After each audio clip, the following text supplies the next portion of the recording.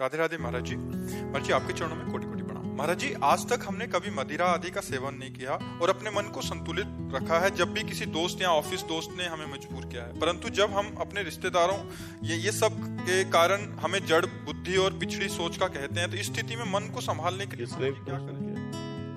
नहीं, आप गलत आचरण न करें तो आपको जड़ बुद्धि का कहा जाएगा क्या? तो मुझे लगता है उल्टा है। जड़ बुद्धि वो लोग हैं जो ऐसा करते हैं, विवेकवान वो है जो नहीं करते हैं। आखिरकार कहीं ना कहीं सत्य का आदर तो होता ही बच्चा। भले कोई प्रमादवश तुम्हें गलत कह दे, लेकिन उनके भी हृदय में आदर होता है।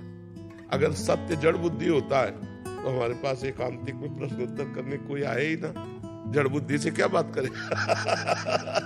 तो इसलिए हमें लगता है कि कोई हमें मूर्ख कहे या जड़ बुद्धि कहे या पुरानी रीति का कहे। देखो, कुछ लोगों का भाव ये होता है कि अगर हम अंडा नहीं खाएंगे, मांस नहीं खाएंगे तो स्वस्थ नहीं रहेंगे। अगर हम प्रसन्न हैं, सात्विक आहार है और सुंदर विचार है तो हमारा तन भी स्वस्थ रहेगा और मन भी स्वस्थ रहेगा। आप अच्छा दूर से देख के बताओ क्या हम आपको लगते हैं किडनी फेलियर है? आप विचार करके देखो। क्यों? क्योंकि हम हर समय प्रसन्न रहते हैं। हम एक मिनट भी कभी किडनी फेलियर बन के नहीं बैठते। अब 1 बजे रात्रि से हमारी दिनचर्या चल रही या क्या किडनी फेलियर की चल रही? हर समय हमारा दिमाग भगवान की तरफ। क्या आप नहीं लगा सकते? आप भी वैसे लगाइए। दुखों से लड़ना पड़ेगा, दुखों को जीतना पड़ेगा। ये संसार दुखालयम है, संघर्ष करना पड़ेगा। संघर्ष हमारा जीवन है, तो हम ऐसे आनंद में बने। ये हम इसलिए उदाहरण दे देते हैं अहंकार पुष्टता के लिए नहीं, कि जिनको लगता है मंडा खा करके, मांस खा करके बलवान बनेंगे। ब्रह्मचर्य, पवित्र आहार, तो संकल्प बल और शरीर बल दोनों बल पुष्ट होता है। किसी ने कहा कि महाराज जी, यही प्रश्न किया था एकांती में कि आप और आपके चेले बड़े अष्टपुरुष है, तो संयम, अगर संयम है, नियम है, तो देखो बीमार होते हुए भी पवित्रता और संयम के कारण हमको खुद महसूस होता कि मैं बलवान हूं। मुझे ये महसूस नहीं होता कि किडनी फेलियर ऐसे नहीं, हमें खुद महसूस होता है मुझे बल है। और अगर अभी संयम बिगड़ जाए और भगवान का भरोसा छूट जाए तो डिप्रेशन में पहुंच जाओ, इतना कष्ट रहता है। तो हम ये कह रहे हैं कि अगर हमको कोई मूर्ख कहे, जड़ कहे और हम सही ढंग से चल रहे तो हमें हिलना नहीं चाहिए, हमें अपने मार्ग से हटना नहीं चाहिए, हमें बलवान होना चाहिए। और बहुत सुंदर जीवन जाएगा यदि आप ऐसे चलोगे। शराब पीने वाला, मांस खाने वाला, व्यभिचार करने वाला आज भले स्वस्थ दिखाई दे रहा है, लेकिन कल दुर्गति को प्राप्त होगा। आप आज भले दुखी हो, लेकिन कल आप सदगति को प्राप्त होंगे, कल आप अच्छा जीवन व्यतीत करेंगे। इसलिए हमको अच्छे आचरणों में दृढ़ रहना चाहिए।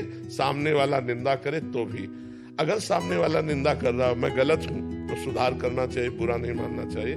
सामने वाला निंदा कर रहा मैं गलत नहीं हूं तब तो मुस्कुराना चाहिए, फिर शोक नहीं करना चाहिए कि वो कहे जड़ बुद्धि तो अपने को विद्वान दिखाने के लिए हम शराब पी लें, हम मांस खा लें। ऐसे गंदे आचरण नहीं करना चाहिए। काफी बच्चे तो महाराज जी इसी उसमें आ जाते हैं, दबाव में आके भी गलत आचरण करने लगते हैं। गलत है, गलत है। वो बच्चे कम बुद्धि वाले हैं।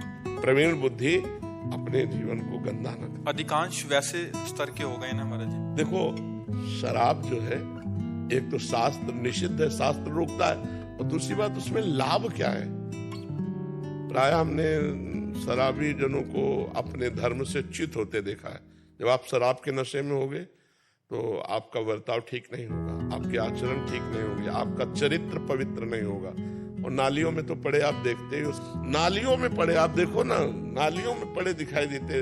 पैसा गया, स्वास्थ्य गया, इज्जत गई। भला ऐसा क्यों? जब हमारे शास्त्र रोकते हैं तो शराब नहीं पीना चाहिए, और जब तक ब्याह ना हो तब तक ब्रह्मचर्य से रहो। ब्याह हो जाए तो एक पत्नी व्रत धारण करो। ये जो चला है ना गर्लफ्रेंड बॉयफ्रेंड, ये बहुत नरक है, बहुत अपवित्र जीवन, पूरी गृहस्थी को चौपट कर देने वाला जीवन है। मान लो जो बच्चा 2-4 बच्चों से संबंध रखते हैं, वो कभी ब्याह करके एक में टिक पाएंगे क्या? उनकी गंदी आदत बनी रहेगी, उनका जीवन व्यर्थ हो जाएगा, गृहस्थी संबंध टूट जाएंगे। इसीलिए नए नए ब्याह होते हैं, डिवोर्स हो जाता है। ये कोई जीवन है? अरे जीवन है कि चलो अब लो नसानी अब ना नसी हो, 1-2 बार गलती हो गई, अब पति प्राप्त हो गया तो अब बहुत धर्म से रहे, या पत्नी प्राप्त हो गई तो धर्म से रहे। लेकिन आजकल शराब पीना और नया नया व्यभिचार करना और जैसे बने वैसे धन कमाना, यही उद्देश्य रह गया। गृहस्थी के लिए ब्रह्मचर्य क्या नियम होना चाहिए महाराज? मासिक धर्म के 8 दिन बाद एक बार केवल संयोग कर सकता है, शास्त्रीय पद्धति के अनुसार। महीने में एक बार, महीने में एक बार। एक शिष्य ने अपने गुरुजी से पूछा कि हमारा ब्याह हुआ तो कैसे चलें? उनका वर्ष में एक बार। उनका ऐसा तो नहीं रह पाएंगे गृहस्थी में, तो उनका 6 महीने में एक बार। उनका ये भी नहीं रह पाएंगे। तो फिर ये शास्त्रीय पद्धति बताई, महीने में एक बार।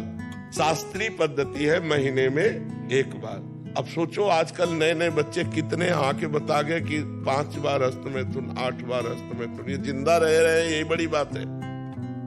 एक मन द्रवित पदार्थ सहित, एक मन कहते 40 किलो को, 40 किलो अन्न और पानी और दूध सब कुछ मिलाकर जब पचता है तब एक बार संतान उत्पन्न करने की योग्यता का वीर बनता है। और जो लोग ऐसे नष्ट करते हैं उनकी जीवनी क्या होगी?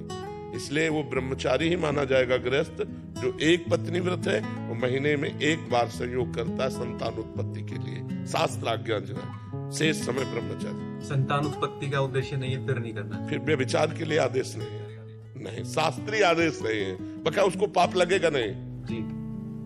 अगर वो महीने में एक बार संयोग करता है तो पाप नहीं लगेगा, पाप का अधिकारी नहीं है। लेकिन शास्त्र आदेश नहीं है, शास्त्र आदेश केवल संतानोत्पत्ति के लिए है। शेष समय ब्रह्मचर्य रहकर भगवत आराधन करते हुए अपने कर्तव्य का पालन करना, और संतान हो जाने के बाद फिर तो पूर्ण ब्रह्मचारी। हाँ, पूर्ण ब्रह्मचारी, क्योंकि ब्रह्मचर्य, गृहस्थ, वानप्रस्थ, संन्यास अर्थात हमारे 4 पुरुषार्थ हैं, धर्म, अर्थ, काम, मोक्ष। तो हमारा लक्ष्य मोक्ष प्राप्ति भी है।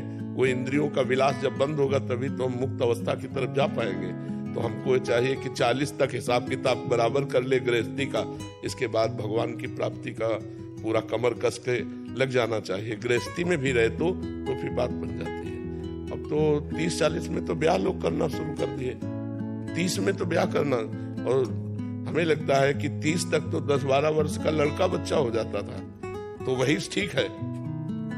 या आप जब वृद्धावस्था की तब पदार्पण कर रहे तो गृहस्थी संभालने लायक हो गए। ये हमारा जो क्रम था शास्त्रीय, वो बहुत बढ़िया था, बहुत बढ़िया था। उससे बहुत मर्यादा। अब जैसे लड़के और लड़कियां नई अवस्था को प्राप्त हुई, उनका ब्याह हो गया तो उनको मिल गया जीवन साथी, तो इसलिए भटकना, व्यभिचार करना ये हो नहीं पाया जीवन में। और वो आजीवन अपने पति को भगवान मानकर निर्वाह किए या अपनी पत्नी को प्राण मानकर निर्वाह किए। अब क्या हो रहा है? ये जो बॉयफ्रेंड ब्रेकअप, ये है क्या? मतलब ये है क्या? कितनी गंदी बात है। अपने शरीर को हम अपवित्र कर रहे हैं। और ये बच्चे हैं, जानते हैं नहीं। खुले लिव इन रिलेशन क्या है? खुले में देखो लिव इन रिलेशन क्या है? व्यभिचार, खुला व्यभिचार। ये हमारा धर्म तो नहीं है, भारत देश का धर्म नहीं, भारत देश के शास्त्रों का नहीं। भारत देश में तो एक बार हाथ पकड़ा, पाणी ग्रहण, आजीवन निर्वाह किया। और कितना सुंदर है। कम से कम आप ये तो कह सकते हो मेरा लड़का। अब पता ही नहीं है ना, जब आप कहीं मिल रहे हो, आप कहीं मिल रहे हो तो हमारे पितरों को जल कौन देगा? जब हमारी संतान ही नहीं तो जल कौन देगा?